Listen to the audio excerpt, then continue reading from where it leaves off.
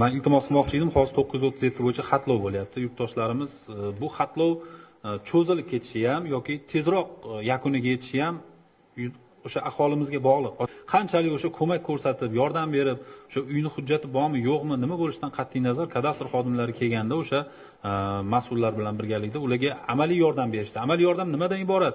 Uyingizni o'lchashga imkoniyat yaratib bersangiz bo'ldi. Ularga boshqa hech narsangiz kerak emas. Na to'lov, boshqa pul hech nima shart emas. Faqatgina shu o'lchashga yordam berishingiz bo'ldi. Chunki hurmatli boshlovchi, juda xunuk holatlar bo'lyapti.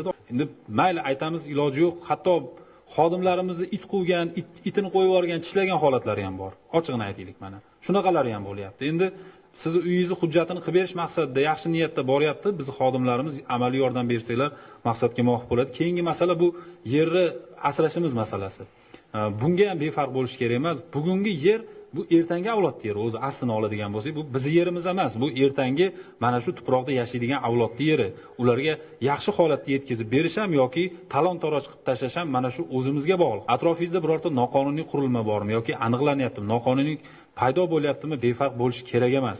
Juda bir dilni xira qiladigan bir og'riqli holatlar bor-da.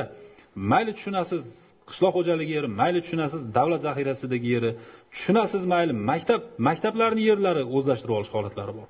Noqonuniy egallab olish holati yoki bo'lmasam madrasalarni, mana bu masjidlarni, qabristonlarni yeriga hattoki noqonuniy o'sha egallab olib qurilish qilish holatlari. Bularni qaysi aqlga sig'dirib bo'ladi? Ochiqni aytishimiz kerak-da. Shunaqa ekan, bunaqa holatlardan tiyilishimiz kerak.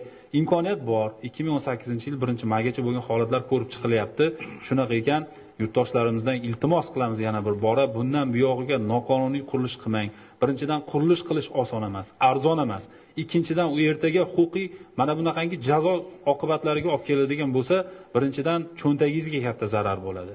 Shunaqa ekan, bunaqa qurilishlarni qilishda o'sha avvalo hujjatlarini tekshirib, o'rganib, undan keyin amalga oshirsa maqsadga muvofiq bo'ladi. Rahmat.